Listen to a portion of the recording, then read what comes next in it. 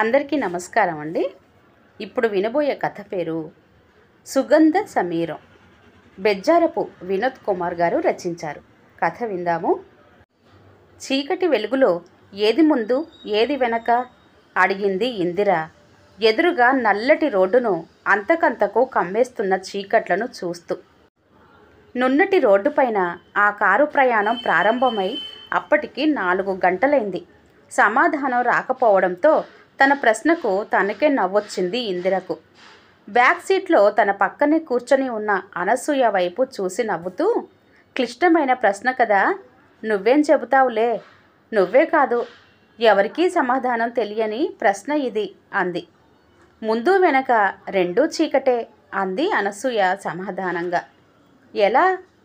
పుట్టుకకు ముందు చనిపోయిన తర్వాత రెండూ చీకటే కదా, వెలుగు ఉండేది మధ్యలో అంది అనసూయ. అనసూయ కేసి అపురూపంగా చూసింది ఇందిర. అనసూయ ఆమెకు చిన్నప్పటి స్నేహితురాలు. వారిద్దరిలో ఒకరికి తెలియని రహస్యం ఇంకొకరిలో ఏదీ లేదు. జీవితంలో ఏ నిర్ణయమైనా అనసూయ తోడు లేకుండా తీసుకోలేదామె. ఇప్పుడు కూడా అందుకే ఆమెను తనకు తోడుగా తీసుకెళ్తుంది ఒక ముఖ్యమైన నిర్ణయం తీసుకోవడానికి. మరో అరగంట గడిచేసరికల్లా కారు ఒక ఇంటి ముందర ఆగింది. మరీ కొత్తది మరీ పాతది కాని ఆ ఇంటిపైన ఉన్న అక్షరాలను చదివింది ఇందిర. మన ఇల్లు అని. అది ఒక అనాథాశ్రమం. ఊరికి కాస్త దూరంగా ఉండడంతో వాతావరణం చాలా ఆహ్లాదంగా ఉంది. ఎడమ వైపున మానేరు నది, దూరంగా ఆకుపచ్చని పంట పొలాలు, ప్రగాఢమైన సాయంకాలపు నిశ్శబ్దం. కారు దిగగానే తన భుజాల చుట్టూ ఉన్న ఖరీదైన శాలువను సర్దుకుంది ఇందిర. ఇద్దరూ లోపలికి వెళ్ళగానే అక్కడ ఇంచుమించు వాళ్ళంతే వయసున్న ఒక ఆవిడ అడిగింది, చెప్పండమ్మా, ఏం కావాలి అని. నేను మీ ఆశ్రమం మేనేజర్ని కలవాలని వచ్చానండి, చిన్న పనుంది అంది ఇందిర. ఓహో, ఇది వాడు బయట డోనర్స్ని కలిసే సమయం, అందుకే బయటకు వెళ్ళాడు.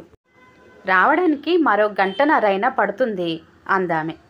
వాళ్ళ కళ్ళల్లో కనబడుతున్న సంశయాన్ని గమనించి తిరిగి తనే చెప్పింది, నేను రమణ తల్లిని, నా పేరు పరమేశ్వరి.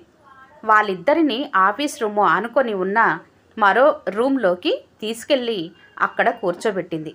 సోఫాలో కూర్చున్న ఇందిర చూపు ఎదురుగా సజ్జపైన ఉన్న పాతబడిన ఒక ఇనుప ఊయల పైన పడింది. ఆ ఊయల పైన ఉన్న 2 హంసల బొమ్మను చూడగానే ఆమె పెదాలు వణికాయి, కళ్ళు నీళ్లతో నిండిపోయాయి. అంటే మీరు మొదటి నుండి ఇక్కడే ఉంటున్నారా అడిగింది అనసూయ. లేదమ్మా, వాడు గ్రూప్ 1 ఆఫీసర్ ఉద్యోగానికి రాజీనామా చేసి వచ్చి ఈ ఆశ్రమం బాగోగులు చూసుకుంటున్నాడు. మీ అబ్బాయికి సామాజిక సేవ అంటే అంత ఇష్టమా ఆశ్చర్యంగా అడిగింది ఇందిర. సమాజానికి కాదు, ఎవరికైనా సేవ చేయడం అంటే వాడికి ఇష్టం. ఈ ప్రపంచంలో అందరూ సంతోషంగా ఉండాలని అనుకుంటాడు. కాకపోతే వాడు ఈ ఆశ్రమాన్నే ఎంచుకోవడానికి కారణం ఉంది అంది పరమేశ్వరి. ఏంటా కారణం అంది అనసూయ. నిజానికి వాడు నా కన్న కొడుకు కాదు. ఇదే ఆశ్రమంలో ఎవరో వదిలేసిపోతే నేను దత్తత తీసుకొని పెంచుకున్నాను అంది నవ్వుతూ. ఓహో, ఆశ్రమం పట్ల కృతజ్ఞతతోనా అంది. కాదమ్మా, వాడి ప్రేమ ఆశ్రమం మీద కాదు, అనాథ పిల్లల మీద. అలా అని ఆ పిల్లల్ని వదిలేసి వెళ్ళిన తల్లిదండ్రులను ద్వేషించడు. వాడిది రాముడిని రావణుడిని సమానంగా ప్రేమించే వ్యక్తిత్వం. కారణం, వాడెప్పుడూ మనుషుల ప్రవర్తనను చూడడు. ఆ ప్రవర్తన వెనకాల ఉన్న మనసును, ఆ మనసు అలా ఉండడానికి కారణమైన పరిస్థితులనే చూస్తాడు అంది పరమేశ్వరి.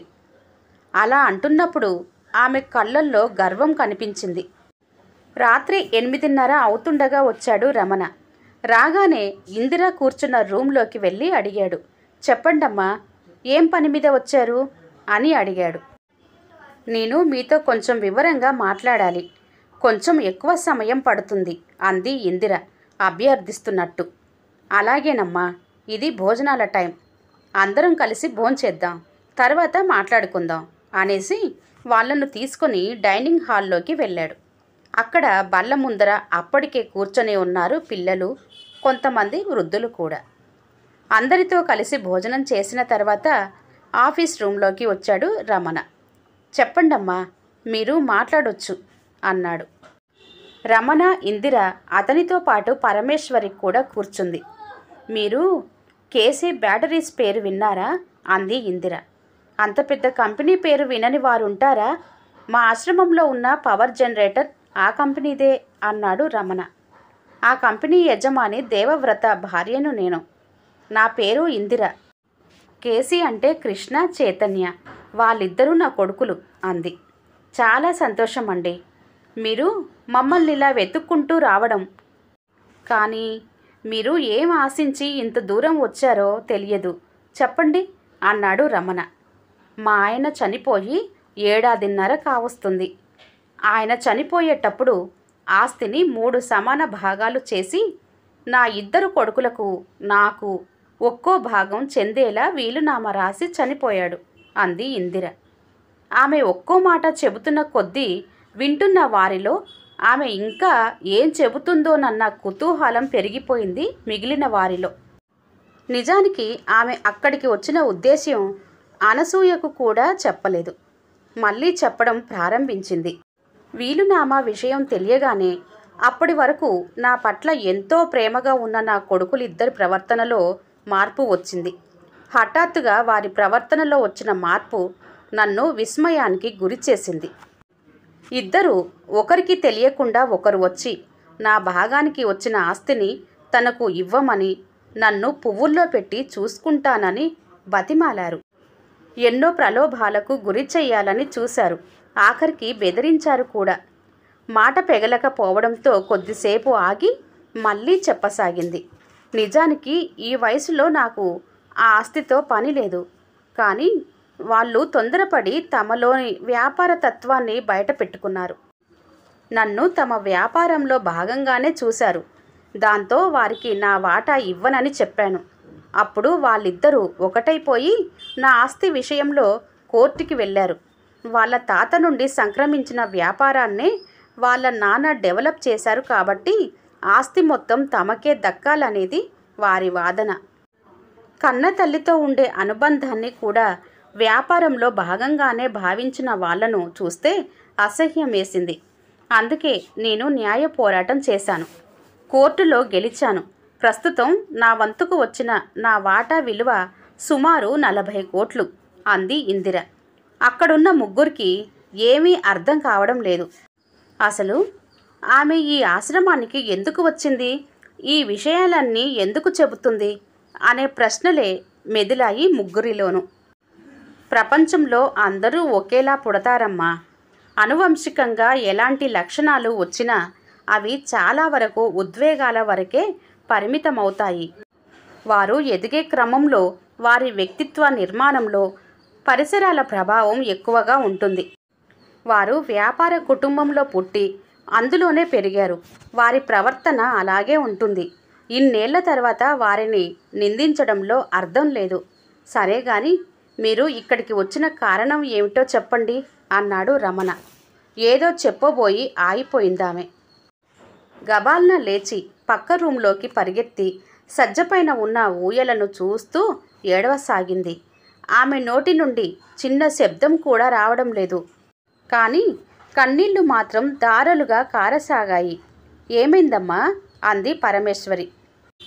సరిగ్గా 30 సంవత్సరాల క్రితం ఇదే రోజు అర్ధరాత్రి వేళ ఇదే ఊయలలో నా మొదటి బిడ్డను వదిలేశాను అంది. ఊహించని ఆ పరిణామానికి అనసూయ, పరమేశ్వరి ఆశ్చర్యపోయారు. రమణ మాత్రం మెల్లిగా ఆమె భుజాలను పట్టుకొని లేపి ఆఫీస్ రూంలోకి తీసుకొచ్చాడు. ఒకానొక సమయంలో మనం చేసే పని ఆ సమయానికి కరెక్టేనమ్మా. వాటి గురించి ఆలోచిస్తూ పోతే మన జీవితంలో గతం తప్ప మరేమీ ఉండదు. ఇప్పుడు మీరేం చెయ్యదలుచుకున్నారో చెప్పండి అన్నాడు. నా 2 కొడుకుల విషయంలో ఎప్పుడైతే నేను మోసానికి గురయ్యానో నేను వదిలేసిన నా కొడుకును చూడాలనిపించింది. దయచేసి నాకు వాడిని ఒక్కసారి చూపించగలరా? వాడిని ఎవరైనా తీసుకెళ్ళి ఉంటే ఆ అడ్రస్ అయినా ఇవ్వండి. నేనేమీ వాళ్లకు ఎలాంటి ఇబ్బంది రానివ్వను. వాడికి నేను తల్లినని కూడా చెప్పను. ఒక్కసారి వాడిని చూడాలని ఉంది. క్షమించండమ్మా, ఈ ఆశ్రమం రూల్స్ అంటూ ఏదో చెప్పబోయాడు. అంతలోనే ఇందిర లేచి వెళ్ళి అతని కాళ్ళ మీద పడి ఏడవసాగింది. ఆమె బాధను అతను చూడలేకపోతున్నాడు. జీవితంలో మొదటిసారి అతను ఆశ్రమం నియమాలను ఆమె కోసం అతిక్రమించాలని నిశ్చయించుకున్నాడు. సరేనమ్మా, మీకోసం నేను మీ అబ్బాయి వివరాలు అందించగలను అనేసి ఒక చెక్క బీరువాను తెరిచి అందులో నుంచి 30 ఏళ్ల క్రిందట పాత రిజిస్టర్ ఒకటి తీసి మధ్య మధ్యలో ఇందిరను వివరాలు అడుగుతూ కొద్దిసేపు వెతికాడు. అంతలో సడన్గా ఒక పేజీ దగ్గర ఆగిపోయాడు. అతని మొహంలో రంగులు మారిపోయాయి. మరొక ఫైలు తీసి అందులో నుండి లీగల్ అడాప్షన్ పేపర్లు, ఫారాలు అన్నీ చెక్ చేసిన తర్వాత నెమ్మదిగా ఇందిరతో అన్నాడు, అమ్మా, ఇంకా పూర్తి వివరాలు దొరకలేదు. నాకు రేపటి వరకు టైం ఇవ్వండి అని లేచి లోపలికి వెళ్ళిపోయాడు. లోపలికి వచ్చి పడుకోమంది పరమేశ్వరి.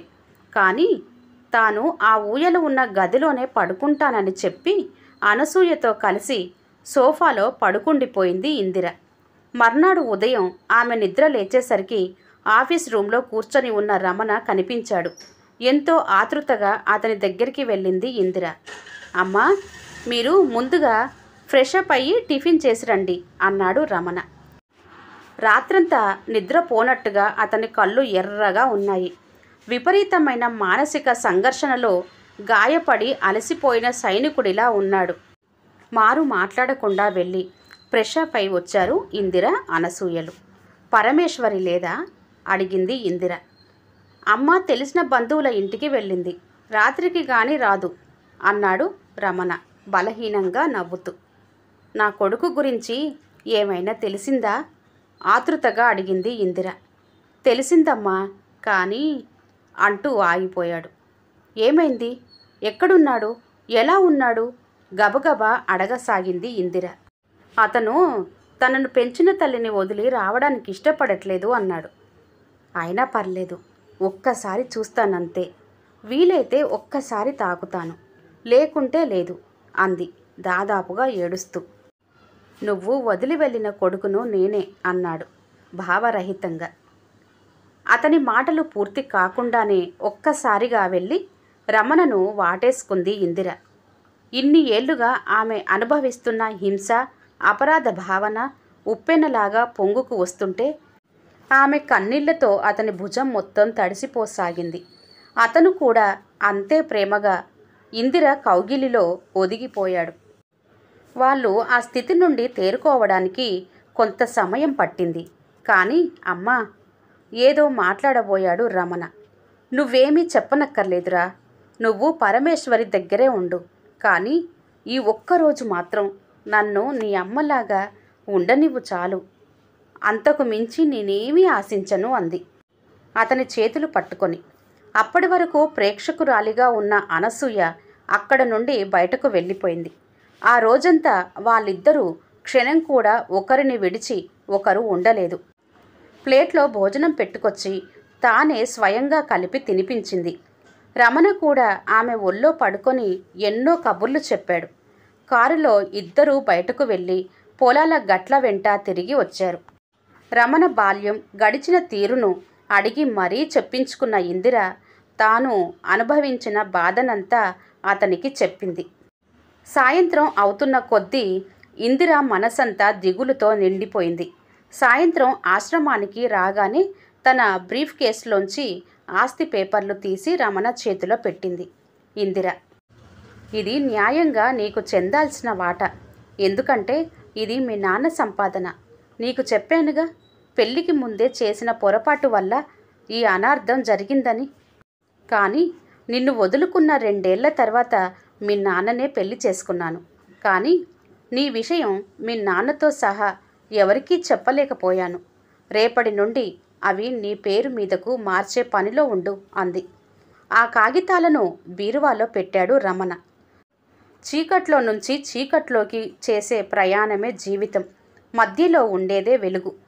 ఎంత బాగా చెప్పావు అనసూయ. కానీ చీకటి ఒకేలా ఉంటుంది, వెలుతురు మాత్రం భిన్నమైన ఛాయలతో కూడి ఉంటుంది. అర్ధరాత్రి వేళ కారు లైట్ల వెలుతురును దాటి వెన్నెల వెలుగులో మెరిసిపోతున్న నల్లటి రోడ్డును చూస్తూ అంది ఇందిర. అతను నీ కొడుకు కాదని తెలిసి అతనికి ఆస్తిని ఇవ్వడం నాకు నచ్చలేదు అంది అనసూయ. క్రితం రోజు రాత్రి జరిగిన సంఘటన వారి కళ్ళ ముందర మెదిలింది. అర్ధరాత్రి దాటిన చాలాసేపటికి బాత్రూంకి వెళుతూ అనసూయను తోడు తీసుకొని వెళ్ళింది ఇందిర. రమణ గది ముందు నుండి వెళుతుండగా ఆ గదిలోంచి మాటలు వినబడుతుంటే ఆగి ఆ మాటలను విన్నారు. రమణ తన తల్లితో అంటున్నాడు, నేను రికార్డ్స్ పరిశీలిస్తుంటే ఒక భయంకరమైన నిజం తెలిసిందమ్మా. ఆమె వదిలి వెళ్ళిన పసిగుడ్డు రాత్రంతా చలిలో ఉన్నందువల్ల తెల్లవారి న్యూమోనియాతో చనిపోయాడు. కానీ ఈ విషయం ఆమెకు ఎలా చెప్పాలో తెలియడం లేదు. అయ్యో పాపం, ఈ విషయం తెలిస్తే ఆమె తట్టుకోలేదు. ఏదైనా మార్గం వెతుకు అంది పరమేశ్వరి. నేను ఆమె కొడుకునని చెబుతానమ్మా. రేపు ఒక్కరోజు కోసం నువ్వు నాకీ సహాయం చెయ్యాలి అన్నాడు రమణ. సన్నగా పరమేశ్వరి ఏడుపు వినిపించింది. రేపు ఒక్కరోజుకైతే పర్వాలేదు. ఇందిర లేవకముందే నేను మామయ్య ఇంటికి వెళ్ళిపోతాను. తిరిగి రాత్రికల్లా వస్తా. ఈ లోపల ఆమెను పంపించేసేయి. నిన్ను వదిలి ఒక్క క్షణం కూడా ఉండలేనని నీకు తెలుసు కదరా. మాటలతో పాటే ఆమె ఏడుపు కొనసాగింది. ఇంకా అక్కడ ఉండలేక నిశ్శబ్దంగా గదిలోకి వచ్చారు. రాత్రి జరిగిన సంఘటన గుర్తుకు రాగానే అనసూయలో అసహనం పెరిగిపోయింది. అతనంటే నీకు తెలియదనుకొని నీ కన్న కొడుకులా నాటకమాడాడు సరే, కానీ నీ కొడుకు కాదని తెలిసి నువ్వు కూడా భలేగా అచ్చు అతని కన్న తల్లిలాగే నాటకమాడడం నాకు ఆశ్చర్యం కలిగించింది అంది అనసూయ. మౌనంగా ఉండిపోయింది ఇందిర. తిరిగి తనే అంది అనసూయ, మౌనం సమాధానం కాదు ఇందిర. నీ కన్న కొడుకు కాదని తెలిసి 40 కోట్ల ఆస్తిని అతడి చేతిలో పెట్టావు. అనసూయ మాటలు పూర్తి కాకముందే బ్రీఫ్ కేసులోంచి ఆస్తి కాగితాలు తీసింది ఇందిర. ఇదిగో ఆస్తి కాగితాలు. వస్తుంటే పిలిచి నా చేతిలో పెడుతూ వాడు చూసిన చూపు నాకు ఎన్నో పాఠాలను నేర్పింది అనసూయ. వాడిలో దైవత్వం ఉంది అంది పూడుకుపోతున్న గొంతుతో. ఆమె కళ్ళల్లో మెరుస్తున్న నీరు దుఃఖానికి ప్రతీకగా అనిపించలేదు అనసూయకు. మర్నాడు తన ఇంటిలో కూర్చొని ఉంది ఇందిర. సోఫాలో ఆమెకు ఇరువైపులా కూర్చొని ఉన్నారు ఆమె ఇద్దరి కొడుకులు, కృష్ణ, చైతన్య. వాళ్ళు తల్లితో ఎంత ప్రేమతో ఉన్నారంటే అసలు ఈ ప్రపంచంలో తమ తల్లిని మించిన వ్యక్తి లేదన్న భావనలో ఉన్నారు. తల్లి పట్ల తమ ప్రవర్తనకు కుమిలిపోతున్నారు. కారణం, ఆమె తన వాటాకు వచ్చిన 40 కోట్ల ఆస్తిని ఇద్దరు కొడుకులకు సమానంగా పంచేసింది. కోర్టులో ఇంత పోరాటం చేసిన నీకు ఈ ఆస్తిని మాకివ్వాలని ఎందుకనిపించిందమ్మా అడిగాడు పెద్ద కొడుకు. ఎవరికి ఏది ఆనందాన్ని కలిగిస్తుందో వాళ్లకు అది ఇవ్వాలని ఒక మహర్షి నాకు చెప్పాడు. చెప్పడం కాదురా, చేసి చూపించాడు అంది ఆత్మీయంగా వాళ్లను దగ్గరకు తీసుకుంటూ. అందరూ వెళ్ళిపోయాక సాయంత్రం పూట అనసూయతో చెప్పింది ఇందిర. నాకిప్పుడు చాలా గర్వంగా ఉంది అనసూయ. రమణ గుర్తొచ్చిన ప్రతి క్షణము ఈ ప్రపంచంలో నా అంతటి ఉన్నత స్థాయి తల్లి లేదని అనిపిస్తుంది. అర్థం కానట్లుగా మొహం పెట్టింది అనసూయ. నువ్వనుకున్నట్టు నా కొడుకు చనిపోలేదు. రమణ నా స్వంత కొడుకు అంది ఇందిర ఉప్పొంగుతున్న హృదయంతో. అవునా, నీకెలా తెలుసు అంది అనసూయ. వాడి కుడి చెవి కింది భాగాన ఉన్న పెద్ద పుట్టుమచ్చను చూడగానే నాకెందుకో అనుమానం వచ్చింది. వాడు ఫైలు చూస్తూ కలవరానికి గురైన విషయం గమనించాను. వాడు వెళ్ళాక నువ్వు పడుకున్నాక వెళ్ళి ఆ ఫైలు తెరిచి చూశాను. అప్పుడే తెలిసింది పరమేశ్వరి దత్తత తీసుకున్నది నా కన్న కొడుకునేనని. నేను ఆ ఆనందాన్ని తట్టుకోలేక బాత్రూమ్ తోడు కోసం నిన్ను లేపాను. కానీ వాడు ఆ రాత్రివేళ తన పెంపుడు తల్లితో మాట్లాడిన మాటలు విన్నాక వాడెంత ఉన్నతమైన వాడో తెలిసింది. వాడున్న చోటు ఆనంద పరిమళాలతో నిండి ఉంటుంది అంది ఇందిర. ఆమెకిప్పుడు ప్రపంచం అంతా కూడా మంచి వాళ్ళతో నిండిపోయినట్లుగా కనిపిస్తుంది. కారణం రమణ. ఎంత గొప్ప కొడుకును కన్నావు ఇందిరా అంది అనసూయ. కాదు అనసూయ, వాడిని కనడం వల్లనే నేను గొప్ప తల్లినయ్యాను అంది ఇందిర. ఆమె కళ్ళనీళ్లు నిండి ధారలుగా కారసాగాయి. ఆ కన్నీటిలో దుఃఖం పాలు, ఆనందం పాలు ఎంతో లెక్క కట్టే స్తోమత ఆ ఇద్దరిలో ఎవరికీ లేదు. కథ సమాప్తం అండి. కథ నచ్చితే లైక్ చేయండి, షేర్ చేయండి. అలాగే మరిన్ని మంచి కథల కోసం ఛానల్ని సబ్స్క్రైబ్ చేసుకోండి. మరొక మంచి కథతో మళ్ళీ కలుద్దాం. అంతవరకు సెలవు. నమస్తే.